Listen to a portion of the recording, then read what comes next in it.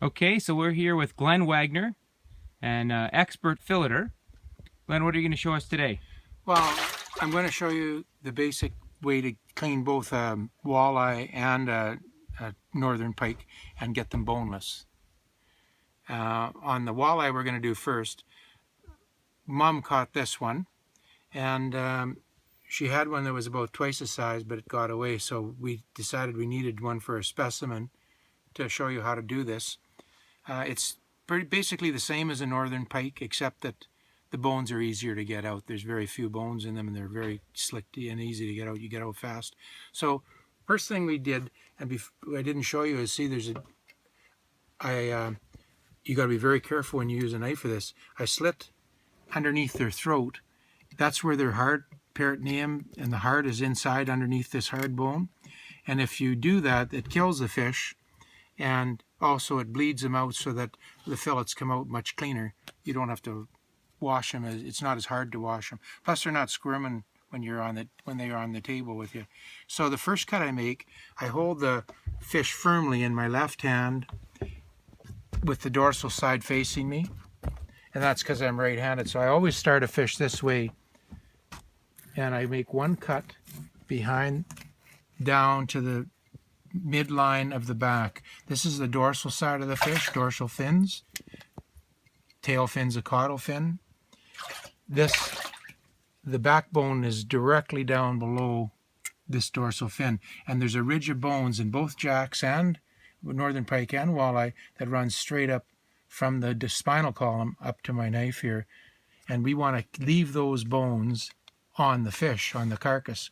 So the very next cut after I've cut this way is I'll slit the fish lengthwise along that midline. I'm going to stay above the bones that are sticking up, coming to those fins, dorsal fins. I'm going to go almost all the way to the back. And then I use my thumb to hold them up, the meat, and I run my knife in gently. I want to be on top of the bones, and you're going to see them in a second. You have to be able to feel them.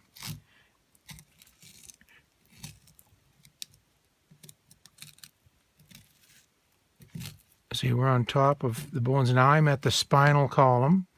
The spinal column is right down in here, and there's bones attaching to this fillet, to the spinal column. I'm going to cut through those little bones on a walleye. Now you're seeing the rib cage. And the ribs on a walleye are a little tougher to get around than a northern pike because they bow like a barrel around his viscera. And there's not nearly as much muscle mass on a walleye as there is on a northern. But anyways, there's a lot of gut in there, and the bones on his stomach barrel right out. So if you cut too much this way, you'll cut through the rib cage. And you don't want to do that. You want to leave the ribs on the carcass.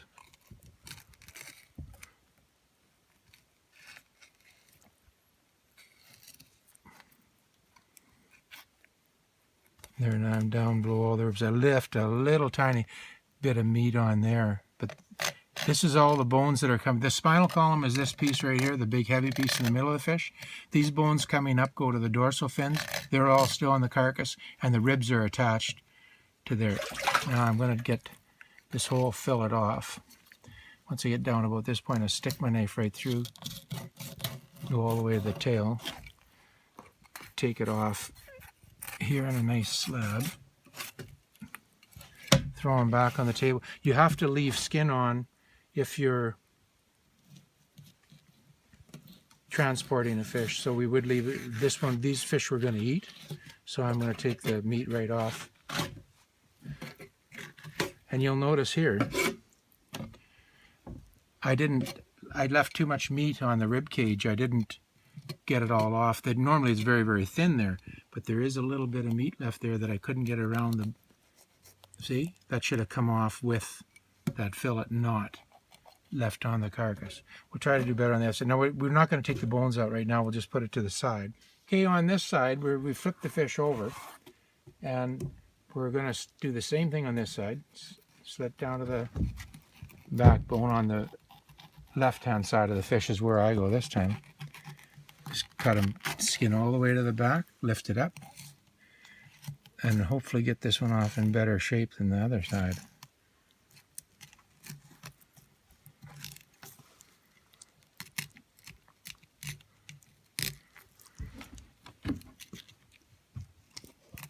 See, now the ribs tend to go a little bit on an angle like this. If you use your knife and just slither it along the tops of them, and just gently, you can feel the bone. I can feel the bones under my knife. And if I try to ride right on top of them, without cutting through the bones, but I want to ride right on top of them. I thought this side's better than the other one was. And you look here, see there's less meat on the ribs. I got more on the fillet. And the same thing here, we'll just cut the...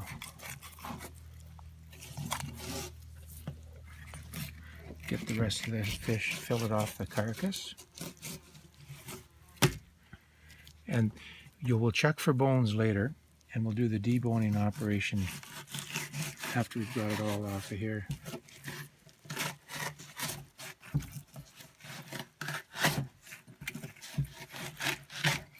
There, now this one, see how there's a little more meat in the center of that one than there was in the other. But that's a pretty small walleye. It wasn't much over, I don't know, £1.5 pounds. Now we'll do the bones. Walleye bones are different than jack bones. They don't have the Y bones. They just got, and if you feel your finger along the midline of the fillet, just put your finger down there and you can feel, I can feel pokey bones sticking up all the way back to here. The last bone I feel is there. They run straight up and down from here to the skin. So all you have to do is make 2 cuts. One on above the bones. This is the dorsal side of the fish. This is the belly side. I do 1 cut above the bones and 1 cut below, and I'll take out a wedge. So we'll go like this. Well, actually, it was better like this. Feel that last bone right there. Put your knife down and it goes straight through the whole fillet. On both sides of that ridge of bones, and you can feel the bones if you start cutting them. You don't have to. I can feel the bone there. I can feel it scraping on a bone. So I'm going to keep going further. There, that's the last bone.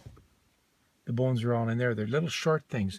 That's why people like walleyes so much better than northern pike, because the bones are so easy to get out and there's very few of them. And even if you didn't take this ridge of bones out, you'd still have a fillet with very tiny bones in it, and you wouldn't be chewing on them all day. I think there's only about, oh, I don't know, a dozen bones from here to here, maybe 15. So there's not very many bones in a walleye. I'm gonna go back right to there. I can feel the last bone right there. Slit on top, slit on the bottom.